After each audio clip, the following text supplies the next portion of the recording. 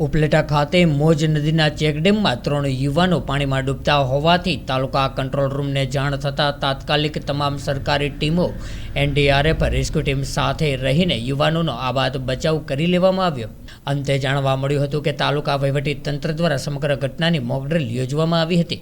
ત્યારે રાજકોટ જિલ્લા કલેક્ટર તેમજ પ્રાંત અધિકારી ધોરાજીના માર્ગદર્શનને લઈને ઉપલેટા મામલતદાર તથા ઉપલેટા તાલુકા વહીવટી તંત્ર દ્વારા ચોમાસાની ઋતુને ધ્યાનમાં લઈને મોજ નદીના ચેકડેમ ખાતે પાણીના પ્રવાહમાં બચાવ કામગીરીને ધ્યાને લઈને મોકડ્રીલનું આયોજન કરાયું હતું, જેમાં હાલ ચોમાસાની ઋતુ શરૂ હોય ત્યારે અતિવૃષ્ટિ કે બાઢ આવવા અથવા કે કોઈપણ કુદરતી આફતોને લઈને આગોતરી બચાવ કામગીરીને પહોંચી વળવા એનડીઆરએફની ટીમ, મેડિકલ ટીમ, પોલીસ વિભાગ, વિવિધ રેસ્ક્યુ ટીમો સહિતની ડીપ ડાઇવિંગ ટીમની મદદથી મોજ નદી પરના ચેકડેમમાં યુવાનોને ડૂબતા બચાવવાની કામગીરી સહિત મેડિકલ સારવાર સહિતની મોકડ્રીલ યોજવામાં આવી હતી।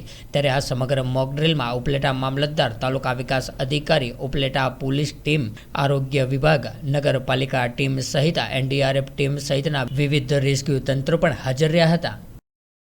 कमांडर जो कि श्री सुरेंद्र सिंह कमांडेंट 06 बटालियन राष्ट्रीय आपदा मोचन बल बड़ोदरा के नेतृत्व में कार्यरत है। जैसे कि हमारी टीम को यहाँ प्री मानसून डिप्लॉयमेंट के लिए तैनात किया गया है। जैसे कि मानसून की बात करें या आपदाओं के बारे में बात करें तो आपदा 2 प्रकार की होती है, एक प्राकृतिक आपदा, एक मानव निर्मित आपदा। प्राकृतिक आपदा में जैसे बाढ़ है, भूकंप है, साइक्लोन है इत्यादि आपदाएं होती हैं। इन सभी आपदाओं से निपटने के लिए हमारी टीम को उपलेटा तहसील जिला राजकोट में तैनात कर रखा है। जैसे कि आज हमें उपलेटा मामलादार द्वारा सूचित किया गया कि आपको मॉक एक्सरसाइज बाढ़ के ऊपर करना है। इस दौरान हमारी टीम मौज नदी पर फ्लड एक्सरसाइज का आयोजन करती है, जिसमें 3 विक्टिम का हमने रेस्क्यू किया, जिसके द्वारा उन विक्टिम को एम्बुलेंस के माध्यम से हॉस्पिटल में रेफ़र कर दिया गया है। और यदि किसी प्रकार की कोई आपदा आती है तो हमारी टीम उन सभी आपदाओं से निपटने के लिए तैयार है। ચોમાસાની સિઝન ચાલુ છે ત્યારે ઉપલેટા શહેરમાં સોમનાથ મહાદેવ મંદિર નજીક ચેકડેમમાં 3 વ્યક્તિઓ ડૂબી હોવાની મોકડ્રીલ કરવામાં આવી। આ જાણ તાલુકા કંટ્રોલ રૂમમાં થતાં જિલ્લા વહીવટીતંત્ર દ્વારા તાત્કાલિક ઉપલેટામાં ડિપ્લોય એનડીઆરએફની ટીમના ઇન્સ્પેક્ટર વિપિન કુમારજીને જાણ કરવામાં આવી। સ્થાનિક નગરપાલિકાની ફાયર સર્વિસ, પોલીસ, આરોગ્ય સેવા તમામને જાણ કરી।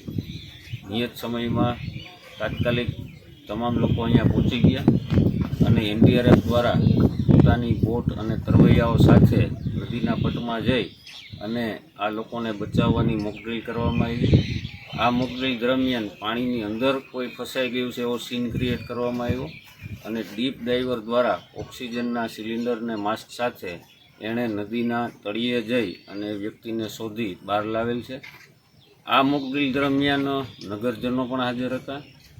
આવી પરિસ્થિતિમાં જ્યારે કોઈ વ્યક્તિને પાણીમાંથી બહાર લાવીએ પછી તાત્કાલિક એને શું ને કેવી રીતે સારવાર આપવી તેની સમજ પણ એનડીઆરએફની ટીમ દ્વારા આપવામાં આવી। આપણે હાલ વર્ષા ઋતુની સિઝન છે, આપણા વિસ્તારમાંથી મોજ, વેણુ અને ભાદર એવી 3 મોટી નદીઓ પસાર થાય છે, ડેમ પણ આવેલા છે। તો વરસાદની સિઝનમાં આપણે સૌ નદી કાંઠાથી દૂર રહીએ અને જરૂરી સાવચેતી રાખીએ એવી આ તકે હું